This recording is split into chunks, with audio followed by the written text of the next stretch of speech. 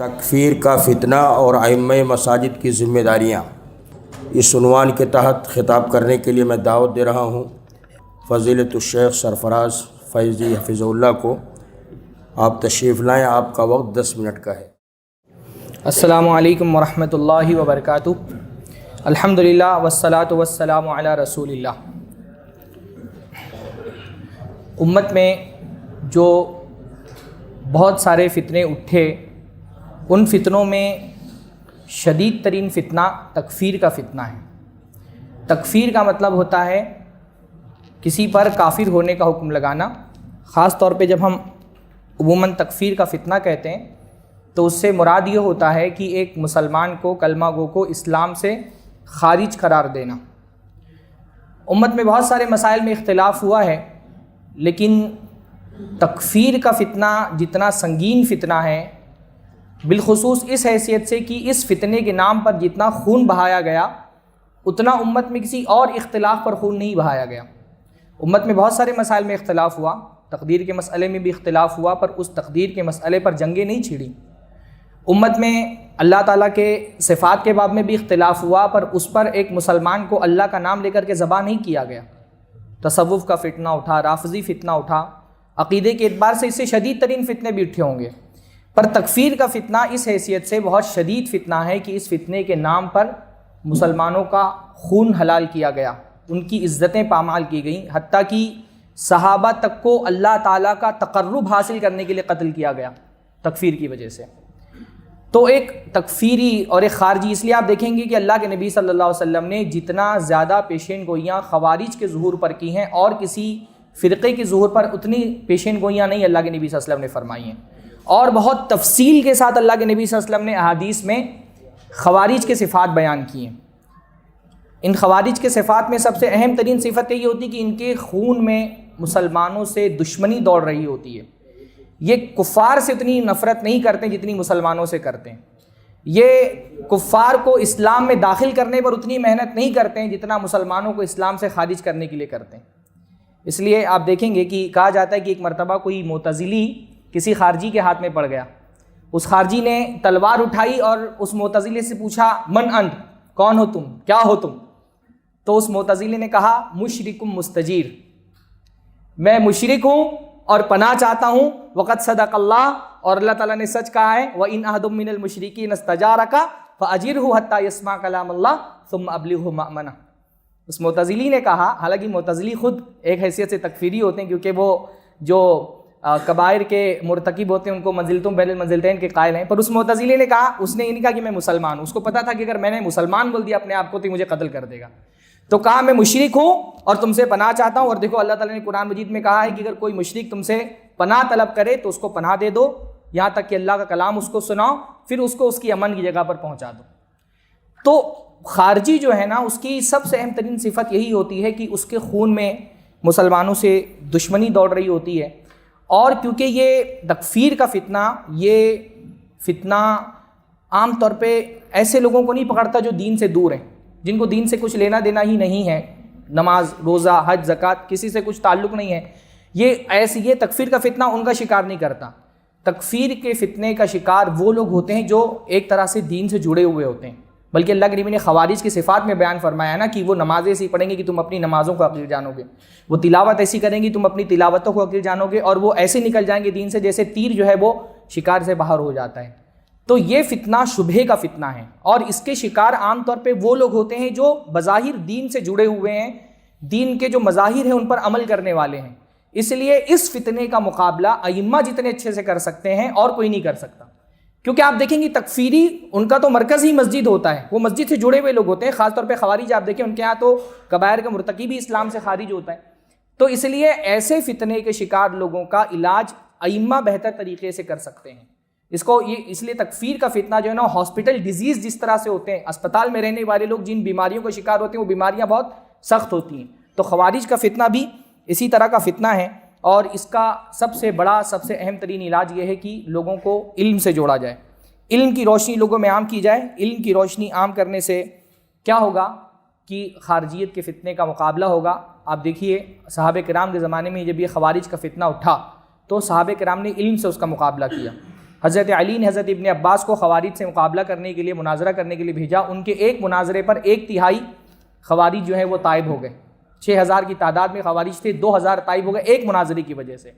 تو اس لیے سب سے اہم ترین بات یہی ہے کہ آپ اپنے مساجد کے سامعین کو علماء سے جوڑیں، اپنے مصلیان کو باقاعدہ علماء سے جوڑیں۔